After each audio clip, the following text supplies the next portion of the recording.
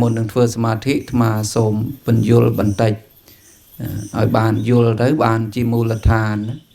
នៃចំណេះដឹងដែលញាតិញោមអាចយកទៅអនុវត្តនៅផ្ទះបានអញ្ចឹងយើងធ្វើសមាធិយើងក៏បីដឹងថាអ្វីទៅជាសមាធិណាបងសមាធិគឺចិត្តដែលតម្កល់នឹងក្នុងអារម្មណ៍តែមួយចិត្តតម្កល់នឹងក្នុងអារម្មណ៍តែមួយណាញោមអញ្ចឹងញោមត្រូវយល់ពាក្យនឹងសិនចិត្តតម្កល់នឹងនៅក្នុងអារម្មណ៍តែមួយអញ្ចឹងវាមានពាក្យពីរណាបងគឺចិត្តនិងអារម្មណ៍ចិត្តមួយអារម្មណ៍មួយណាធម៌ពីរយ៉ាងកើតឡើងគឺចិត្តមួយអារម្មណ៍មួយចុះអ្វីទៅជាអារម្មណ៍ណាបងអ្វីទៅជាអារម្មណ៍អារម្មណ៍មានន័យថាធម្មជាតិទាំងឡាយណាដែលចិត្តដឹងណាបងអ្វីដែលចិត្តដឹងធម្មជាតិទាំងអស់នោះហៅថាអារម្មណ៍បើរូបរួមសង្ខេបមកមាន6មានរូបារម្មណ៍ដែលចិត្តក៏បីដឹងតាមភ្នែកណាដែលបើកភ្នែកទៅឃើញរូបនឹងជាអារម្មណ៍ដែរសត្វទីអារម្មណ៍គឺអ្វីណាដែលចិត្តដឹងតាមរយៈតិចឮសំឡេងដោយខណៈពេលនេះឮសំឡេងអាត្មាឮសំឡេងសត្វសំឡេងនឹងជាអារម្មណ៍របស់ចិត្តញាតិញោមគន្ធាអារម្មណ៍គឺក្លិនដែលចិត្តដឹងតាមរយៈច្រមុះអញ្ចឹងក្លិនទាំងឡាយស្អុយក្តីក្អូបក្តីវាជាអារម្មណ៍របស់ចិត្តហើយនឹងរសាអារម្មណ៍គឺរសជាតិទាំងឡាយដែលវាហូរចូលមកតាមរយៈអណ្ដាតកើតឡើងចិត្តកើតឡើងអាស្រ័យអណ្ដាតជាទីតាំងនឹងដឹងនៅរសទាំងឡាយប៉ះដល់អណ្ដាតនឹងជាអារម្មណ៍ណាឲ្យញាតិញោមយល់ពីអារម្មណ៍ហើយនឹងមួយទៀតគឺផោតពីអារម្មណ៍គឺអារម្មណ៍ដែលប៉ះអ្វីទាំងឡាយណាដែលប៉ះដល់កាយគេហៅថាផោតពៈជាអារម្មណ៍របស់ចិត្តនឹងមួយទៀតគឺធម្មអារម្មណ៍គឺអ្វីទាំងឡាយណាដែលប៉ះផ្ទាល់ដល់ចិត្តដោយត្រង់ទៅតាមគេហៅថាមโนទ្វាណាបងជាធម្មអារម្មណ៍អញ្ចឹងវាមានធម៌ពីរគឺអារម្មណ៍និងចិត្តចុះអ្វីទៅចិត្តមានន័យថាធម្មជាតិដែលដឹងនៅអារម្មណ៍អ្វីដែលដឹងនៅអារម្មណ៍ទាំងអស់នោះគេហៅថាចិត្តណាបងចិត្តអញ្ចឹងសមាធិគឺចិត្តដែលមានអារម្មណ៍តែមួយបើសិនជាចិត្តនឹងមានអារម្មណ៍ច្រើនមិនហៅថាសមាធិទេអញ្ចឹងបានសមាធិនោះវាមានលក្ខណៈមិនរាយមាយជាលក្ខណៈសម្គាល់ណាមានការមិនរាយមាយជាលក្ខណៈដែលអាចសម្គាល់បានថាចិត្តមានសមាធិត្រង់ចិត្តមិនរាយមាយដល់សមាធិចិត្តកើតឡើងវាមានកិច្ចរបស់វាចិត្តហ្នឹងវាមានកិច្ចក្នុងការកម្ចាត់ភាពរាយមាយអណ្ដែតអណ្ដូងហ្នឹងជាកិច្ចដែលស្ដែងឲ្យប្រកបនៅផលគឺសេចក្តីស្ងប់មានសេចក្តីស្ងប់ក្នុងអារម្មណ៍ជាផលមានសេចក្តីសុខជាហេតុចិត្តណាបងហេតុចិត្តដែលនាំឲ្យកើតសមាធិហ្នឹងគឺវាមានសេចក្តីសុខសភាពចិត្តហ្នឹងវាព្រមទទួលយកនៅអារម្មណ៍ហ្នឹងណាទើបវាសុខស្ងប់អញ្ចឹងយើងអង្គុយនេះគឺធ្វើម៉េចរក្សាចិត្តហ្នឹងឲ្យតាំងនៅក្នុងអារម្មណ៍តែមួយទើបសមាធិចិត្តកើតឡើងហ្នឹងអញ្ចឹងសមាធិចិត្តកើតឡើងព្រមមានហេតុមានបច្ច័យរបស់វាទើបកើតឡើងអិរិយាបថនៃការអង្គុយគ្រាន់តែជាអិរិយាបថនៃសមាធិទេប៉ុន្តែมันប្រកាសថាសមាធិចិត្តកើតឡើងទេដើម្បីឲ្យសមាធិចិត្តកើតឡើងវាត្រូវអាស្រ័យសតិជាគ្រឿងរក្សាចិត្តនឹងឲ្យតាំងនៅក្នុងអារម្មណ៍តែមួយណាត្រូវមានសតិមួយទៀតធម៌មួយទៀតកើតឡើងណាបងសតិត្រូវរលឹករក្សាចិត្តឲ្យតាំងនៅក្នុងអារម្មណ៍តែមួយហើយដើម្បីរក្សាចិត្តឲ្យនៅក្នុងអារម្មណ៍តែមួយបានល្អសតិតែមួយយ៉ាងអត់គ្រប់គ្រាន់ទេវាត្រូវមានធម៌មួយទៀតគឺសេចក្តីព្យាយាមដើម្បីរក្សាចិត្តព្រោះពេលដែលចិត្តបង្អោនទៅកាន់អារម្មណ៍ណាមួយឧបសគ្គធម៌ជាគ្រឿងរារាំងរបស់សមាធិនឹងវាកើតឡើងមករំខានដល់ចិត្តអញ្ចឹងត្រូវមានសេចក្តីព្យាយាមដើម្បីដុតកម្ដៅនៃកិលេសហ្នឹងគឺអាសភាពធម៌ដែលរារាំងហ្នឹងកុំឲ្យវាកើតឡើងមកហ្នឹងហើយត្រូវមានធម៌មួយទៀតគឺបញ្ញាដើម្បីឆ្លៀសដឹងថាធម៌ណាដែលគួរលះបង់ធម៌ណាដែលគួរចម្រើនអញ្ចឹងហើយបានព្រះសម្មាសម្ពុទ្ធព្រះអង្គសម្ដែងធម៌ដែលមានឧបការៈច្រើនដល់សមាធិគឺវិរិយៈសតិនិងបញ្ញាដែលព្រះអង្គសម្ដែងថាអាតាបិសម្បជាណោសតិមាណាបង បើអាត្មាសំដែងសង្ខេបប៉ុណ្ណឹងដើម្បីឲ្យញាតិញោមយល់អំពីអ្វីទៅជាអារម្មណ៍អ្វីទៅជាចិត្តអញ្ចឹងដើម្បីធ្វើឲ្យចិត្តនឹងមានអារម្មណ៍តែមួយងាយស្រួលក្នុងការតម្កល់ព្រះសម្មាសម្ពុទ្ធព្រះអង្គទ្រង់ចង្អុលអំពីសេនាសនៈដ៏សមគួរគឺទីស្ងាត់ដោយក្នុងឱកាសវេលាពេលនេះគឺ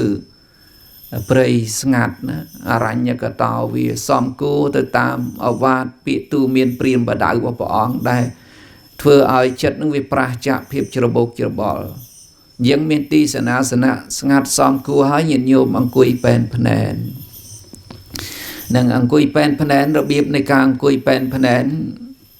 គឺព្រះអង្គគ្រូប្រសពសមមន្ទឿនលោកប្រាប់ថាការអង្គុយនឹងត្រូវប្រកបដោយអង្គ7អង្គ7នឹងយ៉ាងដូចម្ដេចគឺអង្គ2ខាងដើមនឹងត្រូវអង្គុយបត់ជើងនឹងចូលគ្នាគឺភ្នែននឹងឯងមានន័យថាផ្លូវវាចូលគ្នាមកបត់មកណាជាអង្គ2ប្រកបអង្គ2ទៀតគឺឆ្អឹងផាលឆ្អឹងគូតរបស់យើងនឹងត្រូវឲ្យស៊ុបលើផែនដីគឺកម្រាលមានន័យថាអង្គុយមិនផ្អៀងទេអង្គុយឲ្យត្រង់នេះវាអង្គ4អង្គ2ទៀតគឺដៃទាំងពីរហ្នឹងត្រូវដាក់មកលើផ្លូវហ្នឹងលើចន្លោះនៃជើងរបស់យើងណាបងដើម្បីទប់ជំហរនៃកាយរបស់យើងកុំឲ្យវាត្រៀតទៅខាងមុខណាបងត្រៀតទៅខាងមុខហើយនឹងមានអង្គមួយប្រកបទៀតគឺឆ្អឹងខ្នងទាំង18កងរបស់យើងហ្នឹងត្រូវត្រង់ដែលព្រះសម្មាសម្ពុទ្ធព្រះអង្គសម្ដែងថានិសេតតេបលង្កាំងអភុជិត្វាឧជុងកាយយ៉ាងត្រូវអង្គុយពេនភ្នែនតាំងកាយឲ្យត្រង់កាយឲ្យត្រង់គឺឆ្អឹងខ្នងរបស់យើងឆ្អឹងកងទាំង18កណាត់តាំងពីកញ្ចឹងករហូតដល់កញ្ចូនគូតយើងហ្នឹងគឺឲ្យត្រង់ប្រយោជន៍អីនៃការអង្គុយត្រង់ព្រោះកាលណាយើងអង្គុយត្រង់សេចក្តីទុក្ខវេទនាវាអត់សូវកើតឡើងដែលកើតអំពីការសង្កត់ចុះនៃស្បែកសរសៃហ្នឹងវាអត់សូវកើតឡើងដល់ពេលដែលសេចក្តីទុក្ខវេទនាអត់កើតឡើងធ្វើឲ្យការអង្គុយជាសុខដល់ការអង្គុយជាសុខវានាំឲ្យសមាធិចិត្តកើតឡើងព្រោះសេចក្តីសុខនេះជាហេតុចិត្តរបស់សមាធិហ្នឹងហើយអញ្ចឹងបានព្រះសម្មាសម្ពុទ្ធព្រះអង្គសម្ដែងថាឲ្យអង្គុយហ្នឹងមានកាយត្រង់នេះពេលដែលរាងកាយរបស់យើងត្រូវបានរៀបរយល្អហើយញាតិញោមបង្អោនចិត្តណាបង្អោនចិត្តមកដឹងនៅអារម្មណ៍ឃើញទេចិត្តដឹងនៅអារម្មណ៍គឺអីដង្ហើមចេញនិងដង្ហើមចូលដែលភាសាបាលីគេថាអាសាសៈបស្សាសៈគឺដង្ហើមចេញនិងដង្ហើមចូលយើងចិត្តនឹងត្រូវអោនមកដឹងដង្ហើមចេញដង្ហើមចូលហើយដង្ហើមចេញដង្ហើមចូលវានៅកន្លែងណាដែលងាយក្នុងការដឹងថាដង្ហើមចេញចូលនេះវាចេញក្តីចូលក្តីវាឆ្លងកាត់នៃរុនច្រមុះរបស់យើងទាំងពីរម្ល៉េះហើយដើម្បីងាយក្នុងការដឹងនៅដង្ហើមចេញចូលត្រូវបង្អោនចិត្តនឹងត្រង់ប្រជុំនៃចុងច្រមុះរបស់យើងណាបងបង្អោនចិត្តនឹងមកកន្លែងហ្នឹងមកដឹងកន្លែងហ្នឹងមកដឹងនៅដង្ហើមចេញនិងដង្ហើមចូលដែលកំពុងប្រកបនាបច្ចុប្បន្នគឺខណៈនឹងឯងដង្ហើមនឹងមានប៉ុណ្ណាយើងដឹងប៉ុណ្ណោះណាបងដឹងប៉ុណ្ណោះនេះត្រូវការដឹងប៉ុន្តែធម្មជាតិរបស់ចិត្តនេះដែលมันបានអប់រំណាបងវាជាចិត្តដែលល្ងងមិនឆ្លៀសក្នុងកិច្ចដែលត្រូវធ្វើទេម្ល៉េះហើយបានត្រូវមានសតិជាគ្រឿងរលឹកនឹកទៅរកដង្ហើមចេញចូលហ្នឹងរក្សាចិត្តណាសតិនេះឧបមាដូចជាខ្សែអញ្ចឹងដើម្បីចងគ្រាកគោគឺចិត្តគោបចិត្តណាគោសត្វគោដូចឧបមាដូចចិត្តឧបមាដូចសត្វគោដែលត្រូវចងគ្រាកដោយខ្សែភ្ជាប់នឹងសសរស្ដំឬក៏បង្គោលស្នឹងគឺដង្ហើមចេញចូលយើងចិត្តនឹងត្រូវដឹងតែដង្ហើមចេញចូលហ្នឹងហើយកុំប្រឹងណាបងកុំប្រឹងកុំទប់មិនទប់ខ្យល់ហើយក៏មិនប្រឹងដែរខ្យល់មានប៉ុណ្ណាដឹងប៉ុណ្ណោះណាបងដឹងប៉ុណ្ណោះដឹងដង្ហើមចេញចូលតែគ្រាន់តែដឹងកិច្ចការដែលត្រូវធ្វើមានតែដឹងតែមួយយ៉ាងបងពេលដែលយើងដឹងដោយល្អទៅខ្យល់ប្រែប្រួលបងសភាពខ្យល់ប្រែប្រួលព្រោះខ្យល់ដង្ហើមចេញចូលវាកើតអំពីចិត្តពេលដែលចិត្តយើងប្រែប្រួល ចិត្តប្រែប្រួលមករកសេចក្តីស្ងប់សភាពខ្យល់ប្រែទៅជាល្អិតពេលដែលខ្យល់ល្អិតណាយើងប្រៀបជាមួយខ្យល់ខាងដើមគឺវាមានសភាពខុសគ្នាយ៉ាងហើយបានព្រះសម្មាសម្ពុទ្ធព្រះអង្គសម្ដែងថាទីខាងវាអសសន្តោទីខាងអសសាមិតេបជានិតេការដកដង្ហើមចេញវែងក៏ដឹងច្បាស់ថាអាត្មាអញដកដង្ហើមចេញវែងការដកដង្ហើមចូលវែងក៏ដឹងច្បាស់ថាអាត្មាអញដកដង្ហើមចូលវែងអញ្ចឹងពាក្យវែងពាក្យខ្លីជាពាក្យប្រៀបធៀបបើมันមានខ្លីក៏มันមានវែងដែរវែងខ្លីគឺការប្រៀបធៀបគ្នាអញ្ចឹងដើម្បីដឹងច្បាស់ដោយខ្លួនឯងទាល់តែចិត្តយើងហ្នឹងពាល់ត្រូវនៅខ្យល់ទាំងពីរប្រភេទហ្នឹងគឺខ្យល់វែងនិងខ្យល់ខ្លីហើយពាក្យថាវែងខ្លីនេះមិនសំដៅយកចម្ងាយទេគឺសំដៅយកថេរវេលាដែលខ្យល់ចេញទៅយូរនិងចេញទៅឆាប់ចេញទៅយូរនិងឆាប់ពេលដែលខ្យល់ចេញពីច្រមុះទៅរៀងយូរបានវាចូលមកវិញចូលរៀងយូរបានចេញទៅវិញលោកពោលថាខ្យល់វែងពេលដែលខ្យល់នឹងចេញលឿនចូលលឿនណាបងចេញទៅលឿនចូលមកលឿននៅច្រមុះដែលដឹងដោយចិត្តណាដែលដឹងដោយចិត្តហ្នឹងគឺខ្យល់នឹងខ្លីដោយការប្រៀបធៀបវែងនិងខ្លីបដិសេធចម្ងាយបដិសេធចម្ងាយដើម្បីអីដើម្បីរក្សាចិត្តត្រង់ចំណុចតែមួយគឺត្រង់ចុងច្រមុះត្រង់ចុងច្រមុះបើយើងនិយាយវែងគឺពីផ្ចិតដល់ចុងច្រមុះចិត្តរបស់យើងរមែងរាយមាយណាបងរាយមាយទៅកាន់ទីដែលតម្កល់មានផ្ចិតដើមទ្រូងជាដើមម្ល៉េះហើយចិត្តរបស់យើងត្រូវតម្កល់ត្រង់ចុងច្រមុះតែម្យ៉ាងដែលព្រះសិរីបុត្រព្រះអង្គទ្រង់ត្រាស់សម្ដែងថានាសិកនិមិត្តតាំងមុខនិមិត្តតាំងគឺការប្រជុំចុះនៃខ្យល់ដែលត្រង់ចុងច្រមុះណាឬក៏លើរឹមបបោមាត់របស់យើងដែលយើងអាចដឹងបានណាដឹងដោយអីដឹងដោយចិត្តនឹងឯងដែលចិត្តដឹងហើយមានបញ្ញាឆ្លៀសក្នុងកិច្ចហ្នឹងថាគួរឬមិនគួរធម៌ណាដែលកើតឡើងមកជាឧបសគ្គរារាំងដល់សមាធិ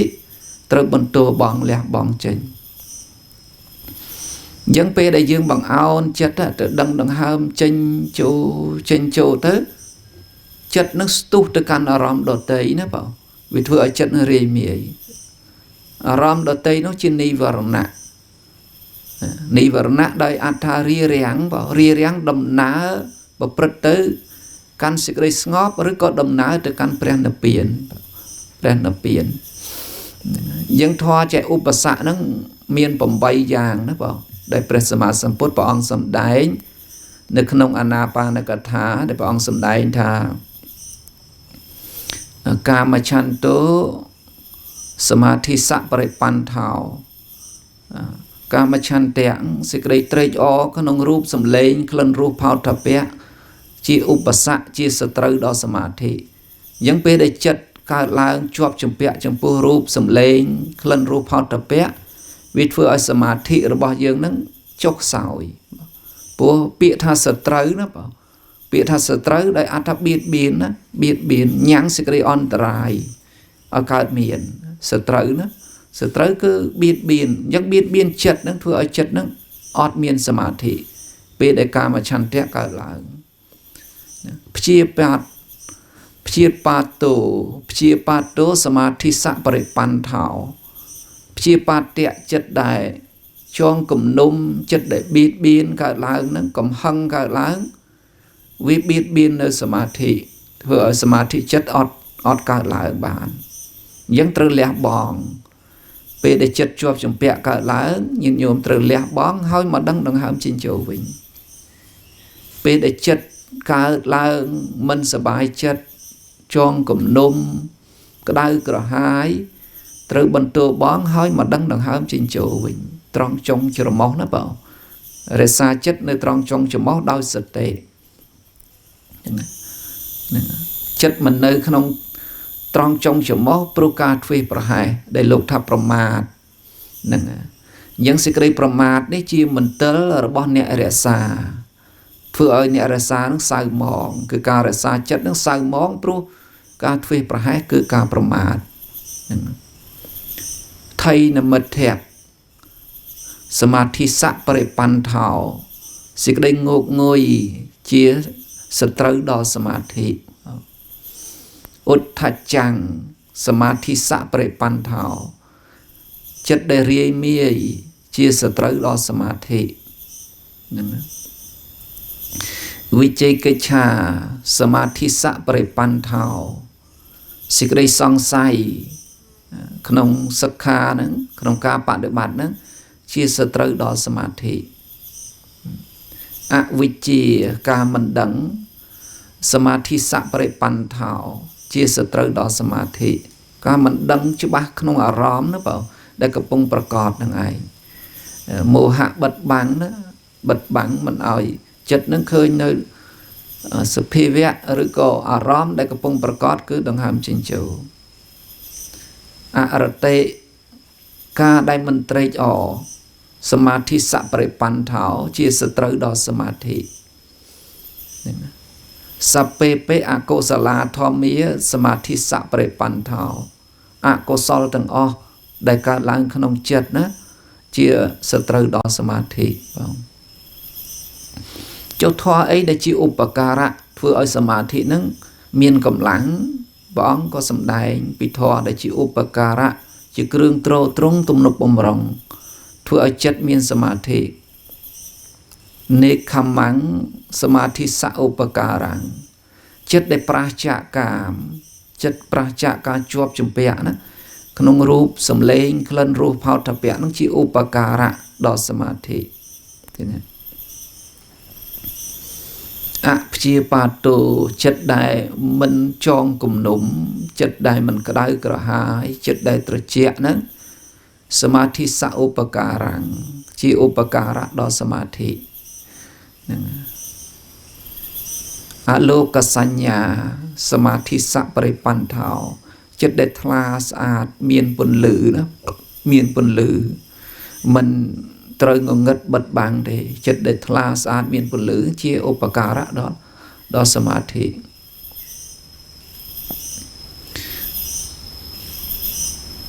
អវិខេបោចិត្តដែលមិនរាយមាយចិត្តតាំងនៅក្នុងអារម្មណ៍តែមួយសមាធិសឧបការៈជាឧបការៈដល់សមាធិធម្មវវដ្ឋានៈ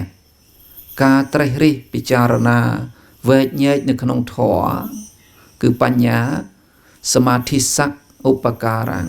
ជាឧបការៈដល់សមាធិញាណังការដឹងបងការដឹងច្បាស់សមាធិសឧបការៈជាឧបការៈដល់សមាធិបាមុច្ចាំងសេចក្តីត្រេកអរណាបងចិត្តដែលត្រេកអររីករាយក្នុងការបដិបត្តិនេះសមាធិសឧបការៈជាឧបការៈដល់សមាធិសពេពេកុសលាធម្មាសមាធិសឧបការៈកុសលធម៌ទាំងអស់ជាឧបការៈដល់សមាធិអញ្ចឹងដើម្បីញ៉ាំងចិត្តនេះឲ្យកើតនៅកុសលតតែចិត្តនឹងឆ្លៀសចិត្តឆ្លៀសជាចិត្តដែលប្រកបដោយបញ្ញាដោយញោមធម្មបណ្ឌិតគាត់លើកពីព្រឹកអញ្ចឹងថាជីវិតដែលរស់នៅដ៏ប្រសើរគឺជីវិតដែលប្រកបដោយបញ្ញានឹងហើយជាចម្លើយដែលព្រះសម្មាសម្ពុទ្ធព្រះអង្គវិសច្ចនាឆ្លើយតបចំពោះអលវកយៈដែលអលវកយៈសួរថាជីវិតដែលរស់នៅដ៏ប្រសើរនោះដូចម្ដេចអ្នកប្រាជ្ញបណ្ឌិតណាពោលថាបុគ្គលរស់នៅដូចម្ដេចទើបឈ្មោះថាការរស់នៅដ៏ប្រសើរបានព្រះសម្មាសម្ពុទ្ធព្រះអង្គវិសច្ចនាឆ្លើយថាការរស់នៅដ៏ប្រសើរនោះគឺការរស់នៅប្រកបដោយបញ្ញានោះវាឆ្លៀសណាបងឆ្លៀសញ៉ាំងប្រយោជន៍ឲ្យកើតឡើងបុគ្គលដែលមានបញ្ញាគឺបុគ្គលអាចញ៉ាំងប្រយោជន៍ឲ្យកើតឡើងប៉ុន្តែផ្ទុយទៅវិញបើបុគ្គលមិនមានបញ្ញាជីវិតនៃការរស់នៅឈ្មោះថាបៀតបៀនខ្លួនឯងបៀតបៀនខ្លួនឯងត្រង់បណ្ដែតបណ្ដោយឲ្យអកុសលនឹងកើតឡើងក្នុងចិត្តណាបងព្រោះពេលអកុសលកើតឡើងក្នុងចិត្តអកុសលនេះវាធ្វើកិច្ចបៀតបៀនចិត្តនឹងឯងធ្វើឲ្យជីវិតនៃការរស់នៅប្រកបដោយសេចក្តីទុក្ខក្តៅក្រហាយអន្ទះអន្តែងសម្រានមិនលក់ព្រោះអី tua sạ chật cả là khăn này ní sọp nút cho này ní cho này ní đó cháu chỉ vật bao dương khả năng nó cứ chỉ tục trong sầm ran ở lụa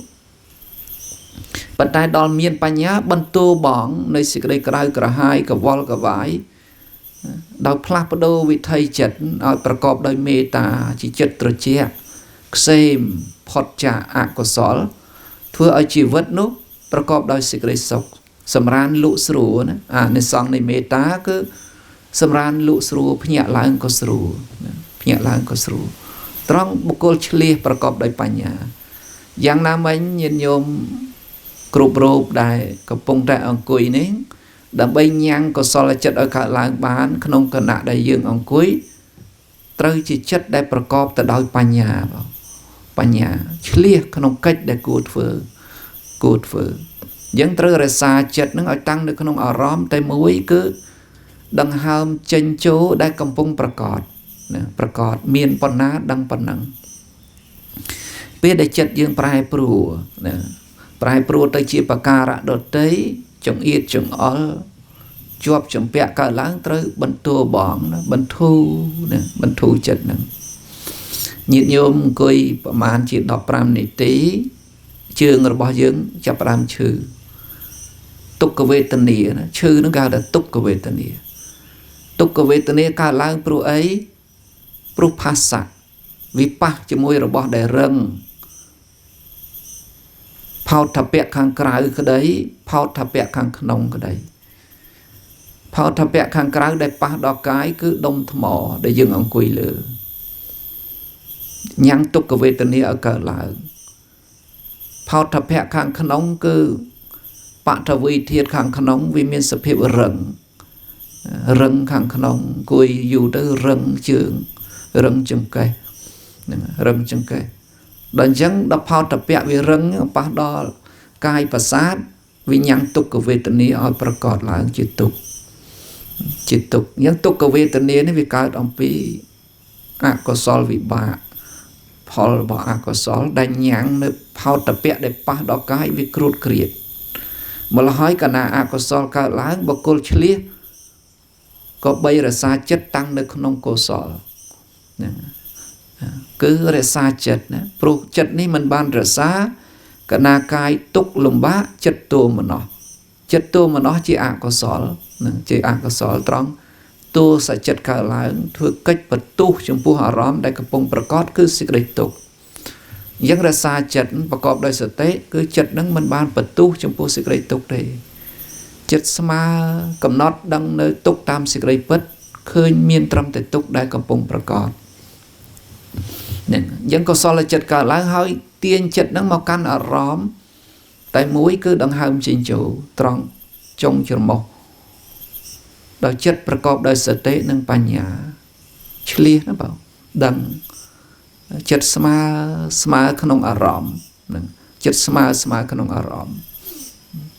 คือดังหามเจนจูได้กระปงประกอบเป็นเด็กจัดสมาขนมอารมณ์เนื้อดังหามเจนจูได้กระปงประกอบติดยังตื้อพอการหลังนั่นคือปาโมเจสิกระยิริเรียหังขนมปาโมเจนะเปล่าริเรียตุนริเรียติดริเรียจัดมันทลอบเมียนอารมณ์สงบอย่างหนึ่ง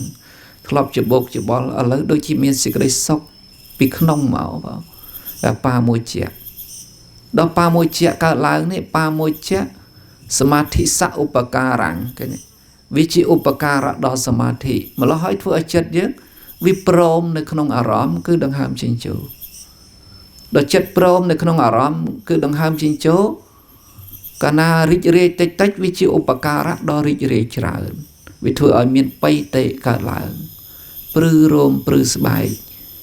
เจริญทลาปีขังขนมสบายหนึ่งริจเรขังขนมไปเตะโกซอลเปล่าโกซอลเอาพอลจะสกนะสกได้การอัมพีมหาโกศลจัดมีสกที่เศร้ามันน้อนะเปล่าการหลังมาที่เศร้ามันน้อก็ได้ที่อุเปขาก็ได้การหลังให้มหาโกศลได้การหลังอัมพีสมาธินี้ที่มหาโกศลได้มีกำลังเจริญเจียงการฟื้นเอาไว้ សេងដទៃព្រោះកុសលដែលកើតរួមជាមួយសមាធិចិត្តជាកុសលដែលញាណសម្បយុត្តវាកើតរួមជាមួយនឹងបញ្ញាមានបញ្ញាកើតរួមជាមួយយើងជាកុសលដែលមានកម្លាំងដោយពោលពីខាងដើមហ្នឹងថាចិត្តដែលប្រកបទៅដោយវិរិយៈផងសតិផងបញ្ញាផងប៉ុននេះមានប្រមាណប៉ុណ្ណេះប៉ុណ្ណោះបានឡើយ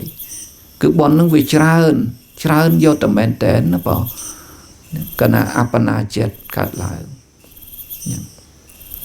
ពាក្យថាមេត្តាចេតោវិមុតតិពាក្យថារួចផុតហ្នឹងត្រង់រួចផុតនៅបរិយុទ្ធានកិលេសបងអញ្ចឹងបរិយុទ្ធាននៃកិលេសហ្នឹងត្រូវបានសង្កត់សង្កិនឲ្យទ្រាំចុះដោយវិខំបនបហានដោយអំណាចនៃឈានចិត្តនឹងឯងឈានចិត្តអញ្ចឹងខណៈចិត្តដែលអបណាកើតឡើងនោះបនច្រើនហ្នឹងដូចញាតិញោមខណៈនេះមិនទាន់មានអបណាចិត្តក៏ពិតមែនតែចិត្តហ្នឹងប្រព្រឹត្តទៅកាន់កន្លងផ្លូវនឹងឯងផ្លូវហ្នឹងឲ្យតែសេចក្តីព្យាយាមយើងមានដុតកម្ដៅនៃកិលេសមិនឲ្យកិលេសកើតឡើងវិថីចិត្តហ្នឹងវាផ្លាស់ប្ដូរទៅរកអបណារវិថីតាំងនៅមមសុបអញ្ចឹងបុណ្យនឹងបានច្រើនណាព្រោះកាយកម្មក្តីវិច័យកម្មក្តីហ្នឹងប្រព្រឹត្តទៅជាកុសលក្តីអកុសលក្តីអាស្រ័យមានចិត្តជាប្រធានបើចិត្តយើងស្ងប់ហើយកាយកម្មក្តីវិច័យកម្មក្តីប្រព្រឹត្តមកក៏ជាកុសលដែលកុសលកើតឡើងតាមទ្វាកាយតាមទ្វាវិជ្ជាកាយនឹងជាកាយសុចរិតទៅបានអាស្រ័យចិត្តបរិសុទ្ធហើយមានបញ្ញាជំរះនៅចិត្តធ្វើឲ្យចិត្តនឹងបរិសុទ្ធបញ្ញាយៈបរិសុទ្ធចិត្តទេព្រោះសត្វទាំងឡាយដល់នៅសេចក្តីបរិសុទ្ធបានអាស្រ័យបញ្ញានឹងហើយបញ្ញាចូលទៅអប់រំចិត្តណាបាទបញ្ញាបរិភិវតាំងចិត្តតាំងសមៈទេវៈអាសវេហិវិមុចតេចិត្តដែលបានអប់រំហើយដោយបញ្ញារមែងផុតចាកអាសវៈធម៌ជាគ្រឿងដេកត្រាំធម៌ដែលធ្វើឲ្យចិត្តនឹងសៅហ្មងម្ល៉េះហើយធ្វើឲ្យចិត្តនឹងស្អាតផូរផង់ផូរផង់ឥឡូវពេលវេលានៃការកំណត់ក៏មកដល់ណាញាតិញោមមុននឹងដាក់ចុងគឺយើងត្រូវសម្រួលសិននេះចិត្តនឹងរលឹកមើលរាងកាយរបស់យើងតែយើងអាចកម្រើកបានទេយើងបើកភ្នែកសន្សំដកដង្ហើមមួយសិនណាបងកុំអាប្រខំហ្នឹងព្រោះពេលដែលរាងកាយយើងមិនបានប្រែប្រួលមិនបានផ្លាស់ប្ដូរពេលខ្លះទៅវាធ្វើឲ្យឈឺក្បាលតឹងទ្រូងចុកជើងស្ពុនហ្នឹងដែលកើតអំពីផោតពៈណាបងផោតពៈដែលវាប៉ះផោតពៈខាងក្នុងហ្នឹងផោតពៈបានដល់ដីភ្លើងខ្យល់ដីវាមានលក្ខណៈរឹងភ្លើងមានលក្ខណៈក្តៅខ្យល់មានលក្ខណៈកម្រើកឬក៏តឹងយើងអង្គុយហ្នឹងគឺយើងដឹងថាវារឹងវាតឹងឬក៏វាក្តៅយើងរឹងតឹងក្តៅវាកើតអំពីផោតពៈដែលប៉ះដល់កាយតាមកាយទ្វារប៉ុន្តែអារម្មណ៍ជាអារម្មណ៍បញ្ញត្តិជាការសន្មតញ៉ឹងបញ្ញត្តិនេះវាជាអារម្មណ៍របស់មโนទ្វារដែលដឹងទៅតាមផ្លូវចិត្តអញ្ចឹងញោមសម្រួលហ្នឹងសម្រួលឲ្យស្រួលទៅស្រួលបានស្រួលល្អសម្រួលល្អហើយយើងចាំផ្សាយមេត្តាចិត្តជូនវិរៈកម្មវិធីទៅដល់ព្រះមហាបាសិកាធម្មបណ្ឌិតណាបានដឹកនាំញោមបានផ្សាយមេត្តាជូនបុណ្យកុសលទៅដល់ពុញាតក៏ដូចជាទេវតាដែលរក្សានៅក្នុងភូមិឋានហ្នឹងបានអនុមោទនានៅចំណែកបុណ្យរបស់លោកម្ចាស់ញាតិញោមបានបំពេញហើយក្នុងឱកាសវេលាពេលនេះសូមអនុមោទនា